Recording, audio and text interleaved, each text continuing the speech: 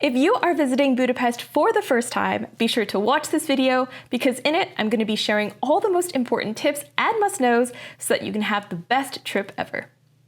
Now, in case you're new here, hi, I'm Christina from happytowander.com. And this channel is all about practical travel advice from someone who's been there, done that. So be sure to like and subscribe if that sounds like your kind of thing. Now, let's get started with some Budapest travel planning tips. First, let's address the elephant in the room. How do you actually pronounce the name of this city?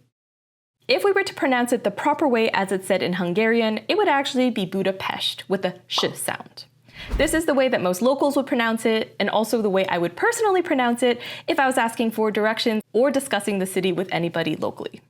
As you'll notice in this video though, I do say Budapest. And the reason for that is just because this video is in English and the way that we've anglicized the name Budapest is Budapest. Much like how when I talk about Paris travel tips, I say Paris, not Paris, or when I talk about Munich, I talk about Munich and not München.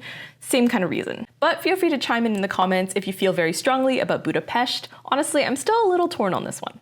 Now, in regards to accommodation, it is helpful to keep in mind the geography of the city before you commit to a place to stay.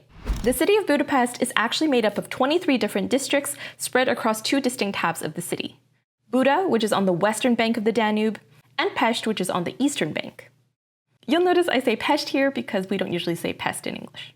Once upon a time, these were actually separate cities until they merged to become one in 1873, along with the third city of Óbuda, which doesn't get mentioned as much because it's not as close to the tourist center. In any case, most tourists decide to either stay in Buda or Pest, and the decision here is quite important because the two are very different. Buda is known as the quieter, more regal, more elegant residential side of the city, whereas Pest is known as the livelier, more exciting side with more restaurants, bars, and more of the main tourist attractions as well. Based on this, I do think that Pest makes more sense for first-timers because it's closer to more points of interest, but if you're looking for a bit more of a calmer atmosphere, then I can highly recommend Buda. In fact, on my most recent trip, I spent the first half at the Hilton Budapest, which is on the Buda side, and the views there were honestly unmatched. At the end of the day though, so long as you pick accommodation that is close enough to public transport links, then you're never really too far away from the sites. If you do want to stay close to the main attractions, then districts 1, 5, 6, and 8 would probably be the ones to stick to. I would honestly avoid district 7 because this is kind of known as the party district, and so unless you're a huge partier, it's going to be super noisy, chaotic, and overall not the best time if you're looking for a quiet place to relax after a long day of sightseeing, so just keep that in mind. Now, in terms of accommodation types, in Budapest you'll find a lot of the more affordable options are actually renovated apartments that look really nice and photographed super nicely, but oftentimes the common areas like the entryway or the hallways and stairwells leave quite a bit to be desired. So this can be quite surprising for a lot of first-time visitors. Just keep in mind, most of the time these apartments or hostels, they do look good on the inside, but you know, if the first impression isn't the most positive, then don't panic, just have your expectations in check because a lot of these properties are just renovated on the inside, but not in the common areas. I have found though that hotels are pretty good value in Budapest, so be sure to look into hotels as well. Though a very random thing I did notice when I was looking at accommodation is quite a few hotels actually have some really weird shower setups where the shower will be completely clear and like in the middle of the room, which I don't know about you, if I'm traveling with someone else, that is not something that I want. So do make sure before you commit to a hotel, do flick through all the photos because there's an alarming amount of public showers in these rooms, which I do not like. Now, in regards to when you should visit, I have been to Budapest in the summer, in the fall, and also in the winter. For me personally, the city completely comes alive in the summer, so that would be my personal preference. But if you're afraid of crowds, then spring and fall are probably your best bet at minimizing those. Winter is another high season in Budapest because of the Christmas markets, but I have to be completely honest, after visiting the Christmas markets myself this past year, I really don't think they hold a candle to some of the more traditional markets that you'll find in Germany and Austria. So if you do want to see Christmas markets specifically, I would probably pick a different destination because Budapest has so much going for it. It's a really beautiful and amazing city, but the Christmas markets themselves shouldn't be the main draw because the crowds and prices are crazy and the return that you get for them really isn't that worth it. And I do have a full Christmas in Budapest video if you want to see what it's like. Now, if you have the flexibility, another recommendation I have, especially if you're coming from outside of Europe, is to try to plan your trip around weekdays rather than weekends. And that's just because Budapest is probably one of the most popular weekend break destinations in the entirety of Europe. So you are really going to encounter so many more crowds if you come on a weekend. And if it's possible for you to avoid that, then definitely take advantage. That said, Monday does tend to be an off day in Budapest for a lot of restaurants and also a lot of museums. So before you plan your trip around a Monday, do make sure to kind of have a Google at all your must-dos to make sure you're not going to miss them because you're visiting on a Monday. Now, in regards to currency and payments, in Hungary, they use the Hungarian forint, which is abbreviated to HUF. And if you're not familiar with this currency, I highly recommend before your trip to kind of make a meaningful exchange rate quickly in your head so that when you're looking at prices, you have a quick shortcut to determining whether something is worth it or not. During my visit, 2,000 forint was approximately €5, so that really helped me keep tabs on just how much things were actually costing. That said, I really barely used cash on my trip. Most places do happily take card nowadays, so if I were you, I would refrain from converting too much cash in advance of my trip and really focus on getting a travel-friendly card to minimize fees when you're paying for things. So I've been using Wise for the past few years, absolutely no complaints, and I used them during this trip as well, so can definitely recommend them. If you do use cash though, do be wary of Euronet ATMs, as well as currency exchanges in popular places like the airport, just because a lot of the time these do not give you favorable rates.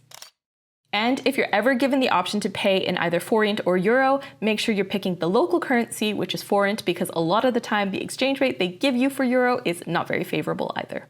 Now, on the topic of money, a lot of people visit Budapest because they think it's an extremely budget-friendly travel destination. You know, a lot of people think it's going to be easy on the wallet, but unfortunately, this is no longer really the case, especially when you're going to touristy areas doing touristy things. With the rise of mass tourism, prices have also gone up accordingly. So don't just spend blindly assuming that everything is cheap because your buddy who went backpacking there 10 years ago told you it was. Make sure you're always doing the math and kind of keeping tabs on how much things are actually costing you, because a lot of the time, once you do the math, you realize things aren't actually as cheap as you probably thought.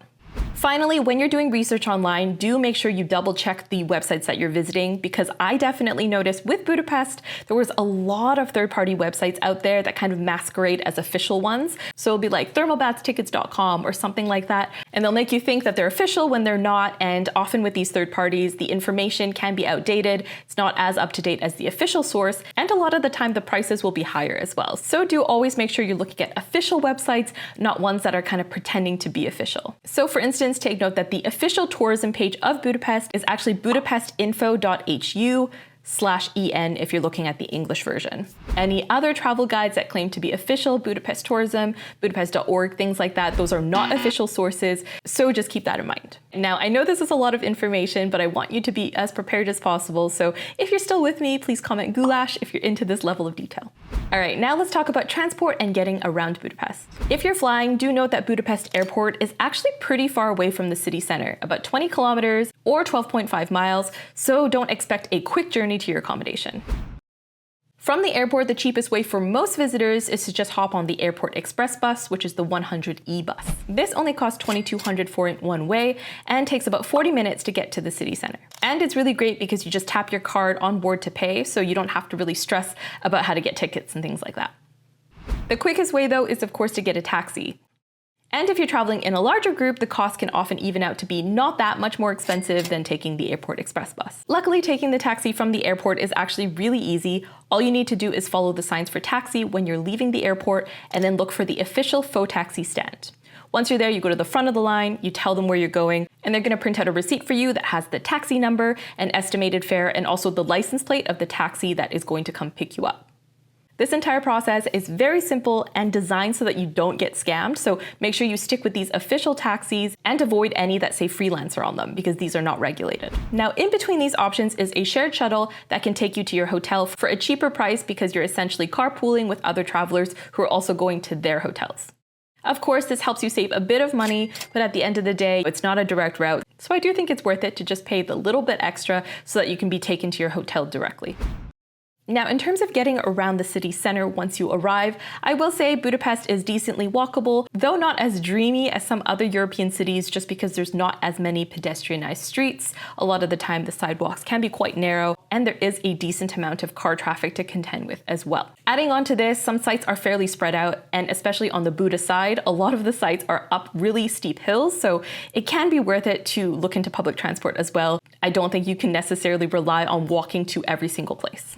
Luckily, the public transport system in Budapest is really good and really affordable as well. You can easily get tickets at ticket machines like this that also have English as an option, so it's really straightforward. If you prefer a digital option, they have that as well. The app that you need to look out for is the BKK Budapest Go app, and you can use this to look into timetables and also buy tickets. For this, of course, you do need to make sure that you have mobile data. And that brings me to this week's sponsor, Airlo, my go-to eSIM provider that has options for over 200 countries and regions around the world, including, of course, Europe. Speaking from personal experience, when you're in Budapest, there's going to be many situations when you're going to want mobile data, whether that's checking timetables and routes or translating signs and menus. While once upon a time, I used to switch out physical SIM cards anytime I went anywhere, eSIMs now offer a much simpler solution that allows you to connect to local telecom networks as soon as you land. Now, in case you haven't heard of them before, eSIM stands for embedded SIM, meaning they are pre-installed on your device and connect you with local telecom networks digitally, meaning instant internet access upon arrival, which is really handy any place you don't speak the language or know the currency conversion rate. Best of all, it's cheaper than roaming and really easy to set up in advance of your trip, so you have one less thing to worry about. Simply download the Airlo app, purchase your eSIM of choice, then set it up before your trip for data access as soon as you arrive. So if you're ready to try Airlo out, you can scan this QR code to download the app, and be sure to use the code HAPPY3 to save on your first purchase. You can also check out my complete Airlo guide for step-by-step instructions on how to set it all up. So thanks again to Airlo for sponsoring this week's video. Now let's move back to our transport tips. In terms of tickets, I can definitely recommend getting a transport pass depending on how long you're in town. And that's because these allow for unlimited public transport across all modes, including the metro, trams, and buses, and really takes the guesswork out of when you need to validate and when you need to buy new tickets. And of course, these are valid for a set period of time and can be super affordable, starting at just 2,500 forint for a 24-hour travel card. So it can be very worth it if you plan to use a lot of public transport. That said, single tickets are still fairly affordable at 450 forint each, or you can even buy packs of 10 that make it 400 each. All that said, if you do plan to use single tickets, do make sure you are validating those tickets. This is very important because although Budapest does work on mainly an honesty system, where you don't need to show anyone your tickets until somebody asks for them, inspectors do come on board to check, even on board trams. And if your ticket isn't validated, they consider that pretty much the same as not having bought a ticket at all. So make sure you validate properly. And this is a niche tip, but if you do have the opportunity, make sure you hop on the Metro Line 1 because this is actually a UNESCO heritage site that dates back to 1896, making it one of the oldest metro systems in the entire world. And the stations are absolutely beautiful as well. Now, the public transport in Budapest is amazing, but there are some instances when you might want to take a taxi to save time, especially over on the Buda side of the river. Luckily, taxis are actually very affordable, especially if you're sharing with a few others. Bolt is the main app that people use to call a taxi, and they operate exactly as taxis would, except you do get an estimation of the fare most of the time when you order through the app, and so it's very secure and you're much less likely to get scammed. I did also notice a few Uber taxis as well, but Bolt is by far the more popular option. Now, with transport out of the way, let's move on to food and drink tips for Budapest. First, definitely make bookings. Don't try to be spontaneous, especially when it's restaurants that are well rated or have appeared in some kind of list somewhere, because honestly, I couldn't believe how difficult it was for us to find a table for dinner, even after the rush dinner period. So don't be like me. Don't try to be spontaneous, especially if this is for a local Hungarian place that you've heard good things about, because just about every other tourist is going to want to be eating there, so be sure to call ahead. I will say, based on what I noticed, even the best rated Hungarian restaurants over on the Pest side tend to have the usual touristy red flags that I say to avoid. So they'll often have English menus, they'll have photos of their dishes outside, and things like that. So if you're looking for a locals only Hungarian place, you should probably be looking away from the touristy areas, though to be honest with you, I'm not convinced that they exist, because I even asked the apartment host of a recent stay where would be a good place, and he had 0 recommendations. Although he did give me a Hungarian cookbook when I checked out so that I could make my own at home. So that was pretty nice. All that said, maybe I just had bad luck. So if you're a local watching this, or if you have been to Budapest in the past, please leave any recommendations in the comments. In any case, Hungarian food is really hearty and really delicious, so well worth trying. A few things to definitely try when you're here include langosh, which is a deep fried dough with toppings like cheese and sour cream. Kötöskalach, better known as chimney cake, which are these sweet cylindrical cakes made with yeasty dough. Chicken paprikash, a paprika-based chicken stew. And of course, goulash, a rich meat and vegetable stew. It goes without saying, though, that prices for these items are really inflated, especially in touristy areas, especially street foods like langosh and chimney cake. I'm hesitant to put what's considered a good price on here just because it feels like that number keeps going up and up.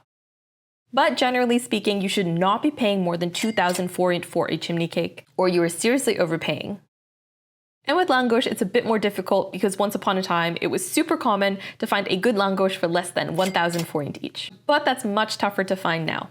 Rather than fixate on price though and kind of lament what it would have cost you 5 years ago, I think a better strategy is really to just acknowledge you're probably overpaying, but that's fine so long as you find a place that actually serves good food. And I think the key here is to really make sure you're going to a place that is serving freshly made goods. And so with langosh, for instance, you're gonna wanna look for places that have the balls of dough and they are frying them fresh before your eyes. And with chimney cakes, you want to make sure they are cooking them fresh and they're served warm. Because a lot of places in touristy areas, these kiosks will kind of pre-cook them or have them sitting there for hours. And it's just really not the same experience, especially if you're paying a premium for it. If you're looking for a quick and cheap bite though, honestly, in all the metro stations, they have these little bakeries that have all sorts of sweet and savory pastries that I can highly recommend. They work out to be like about €1 each and they're just so tasty. And if you're up for trying other types of cuisine, do be sure to look into local Budapest-based food bloggers as well, because a lot of the time they will have recommendations that extend far beyond the typical tourist spots. This is actually how I found Wafu ramen, which was so good and definitely perfect when I needed a noodle fix. And speaking of usual tourist spots, I will advise against eating at the Central Market Hall, which is granted a stunning building and really worth going to see. But honestly, the food vendors there charge insane prices. And I really can't imagine anything that you'd be able to get here that you wouldn't be able to get for lower prices and better quality elsewhere. I ate here years ago on my first trip and it was fine, but it really wasn't that special. And based on recent reviews, it seems a lot of the stalls have gotten quite scammy as well. So definitely go there to take a look, but don't eat there. Now let's move on to attraction tips for Budapest.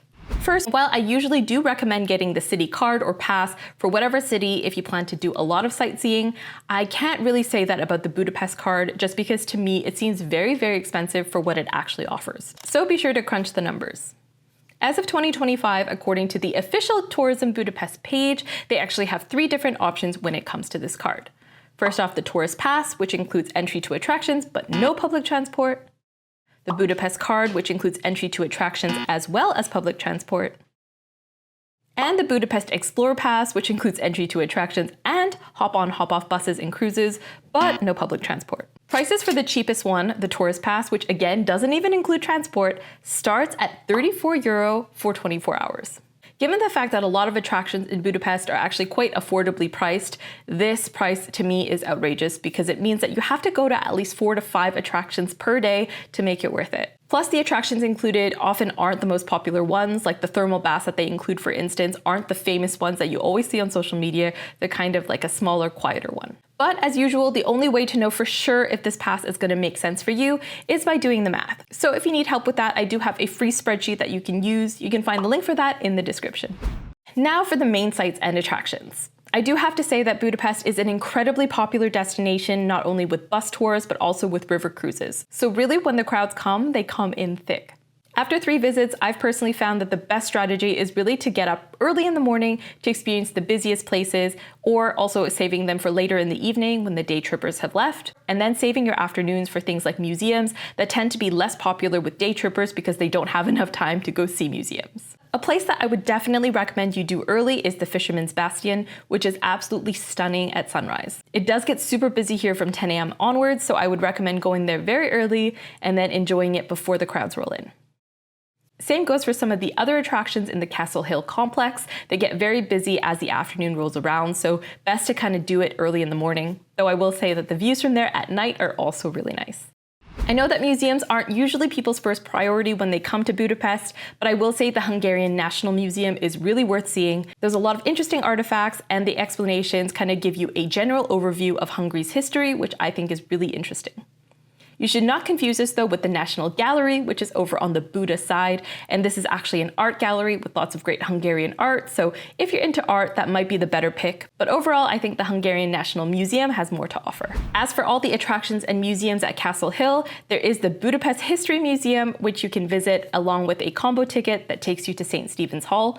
And I will say, if you're interested in the history of the castle complex in particular, this can be quite interesting. It is surprisingly large, but not super well organized, so it takes a bit of imagination and quite some time to get around. Unless you're a huge history buff, I don't think it's mandatory to go in. Otherwise, walking around just enjoying the castle complex is sufficient.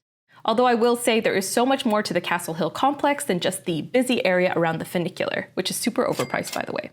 If you want to experience more of Castle Hill, the western side at sunset is really peaceful and really beautiful, and there's quite a bit more on the northern side as well, so be sure to do a bit of exploring. And honestly, this advice holds true for the entire city as well. There is so much more to do in Budapest than just the main touristy sites. In fact, one of my favorite things I've ever done in Budapest is actually the pinball museum, where you pay a set fee and then you can play on like dozens of pinball machines. Super cool. And I also went to Margaret Island this past trip, which was a really nice break from the crowd. So overall, make sure to look into things to do beyond the most popular.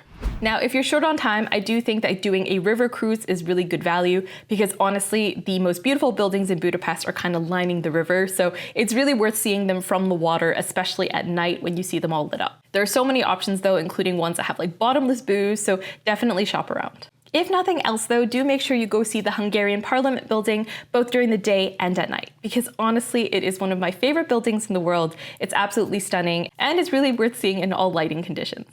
I'll also say that the inside is spectacular. That said, you can only visit the inside on a guided tour that last I checked is about €32, so it's very expensive, so just keep that in mind. In either case, it's worth ogling from the outside. Now, another thing that Budapest is famous for is, of course, its thermal baths. And it goes without saying that the most beautiful and spectacular baths are, of course, the most popular and the most expensive. If you want to find a thermal bath that is locals only, yet somehow also very stunning, unfortunately, the tourists have found everything in terms of thermal baths in the city, so you're not really going to find one that is a hidden gem tucked away from the crowds. But if this is something you do want to experience, it's well worth it. Just keep in mind that the most popular ones, like at Széchenyi for instance, can get very busy and can get quite gross in the evenings from what I've heard. So if you want to have a quieter experience, do try to go during the day before the partiers arrive. And also do keep in mind that there are many other spas and baths in the city in addition to the most famous ones at Széchenyi. So if you're looking for something a bit more low-key, there are many options. Some other popular ones include Rudas and Gellért, so definitely look into other ones, although of course Széchenyi is the most iconic. And the park and castle that surrounds it is very beautiful. And finally, in regards to nightlife, which many consider to be an attraction in and of itself in Budapest, do bear in mind that one of the main forms of nightlife that people always talk about in guidebooks is ruin bars. So essentially, these are bars that have been built into abandoned buildings. They kind of popped up in the early 2000s as a sort of alternative nightlife space where people would just kind of take these abandoned buildings, decorate them with graffiti and art of all kinds, as well as bits of vintage furniture, as a cheap place to drink in a kind of gritty, alternative atmosphere. Unfortunately, these days, as you might imagine, they are kind of a tourist attraction in and of themselves, and a lot of locals will tell you that the remaining ruin bars are all tourist traps.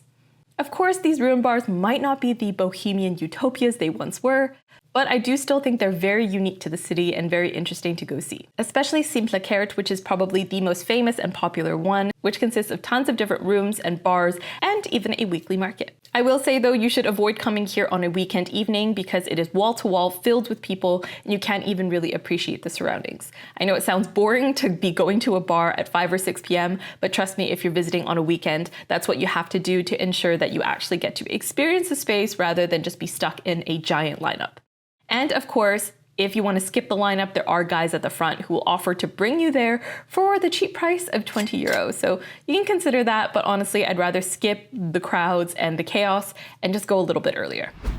All right, finally, let's tackle some tips for once you arrive in Budapest. In regards to dining and drinking out, something to be mindful of is many establishments in touristy areas these days actually enforce a mandatory service charge, known as a szervizsdíj on your bill. This is 100% legal so long as they display it somewhere in the menu, so be sure to keep an eye out for that. Unlike some other countries like the UK, where a service charge is discretionary, meaning you can take it off if you don't think they've earned it, here in Budapest it is mandatory, so keep that in mind. Of course, some sneaky places will try to shake you down for an even bigger tip, insisting that the service charge isn't a tip, that they should tip you more, but you are under no obligation to do so unless you feel like they deserve more. In places that have no service charge, though, it is customary to tip a little bit extra by rounding up, usually about 10 to 15%. On a related note, don't expect service to be overly friendly. That's just not the way here. Don't take it personally. You're not going to get glowing smiles and friendly welcomes. That's just not typically the norm.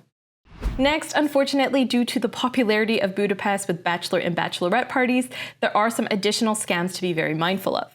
So first off, if someone very attractive comes up to you and invites you out for a drink, says, "I know a good bar," and brings you there, it is definitely going to be a trap, because oftentimes what they do is they'll bring you to a bar, you'll sit down and be distracted, you'll order a round of drinks, not thinking how much it costs, and then when the bill comes, it is an extortionately priced drink, and they won't let you leave until you pay it. So just beware of that. And in the busy party areas, there are often street sellers who will be selling everything from random drugs to cell phones. Needless to say, most of the time they are selling you fake stuff, so don't be buying these random things off of strangers. And if you want to add more to your itinerary, like different events and things beyond the typical tourist sites, a really great resource is a website called welovebudapest.com/en for the English version. They post a lot of different events and things, so it's a good idea to keep an eye on that before your trip. Now, in regards to learning Hungarian, honestly, most Hungarians speak excellent English in the touristy areas, so you can get by with English, but I do find that it is polite and much appreciated if you put in even just like the littlest bit of effort to learn a bit of Hungarian. Honestly, their faces light up. It's super sweet. So I would definitely recommend learning how to say at least hello. An informal way to say that would be szia. And of course, thank you, which is köszönöm. Hungarian is a notoriously difficult language, but beyond these basics, another thing to maybe keep in mind that'll make navigating a bit easier are these two words. Utca, which actually means street or boulevard, you'll see it on all the different street signs, as well as tér, tér or tere, which is Hungarian for square. And do keep in mind that there are certain names in Hungarian that are different to what we have in English, and this might cause a bit of confusion. For instance, my mind was absolutely blown when I learned that the airport in Budapest is called Liszt Ferenc Airport, and that actually means Franz Liszt, like the composer. It seems so obvious now in hindsight, but honestly, if you go to any museums, you read any historic plaques, you will be like, oh wow, these are the same people, just the Hungarian version of the name. Like one museum kept referencing Ferenc József, which I was mind blown to discover is actually Franz Josef. So yeah, a very random note, but something to keep in mind. All right, thanks for sticking with me. I hope you enjoyed this video and all the tips. Be sure to like and subscribe for more travel videos just like this one, and I'll see you next time. Bye.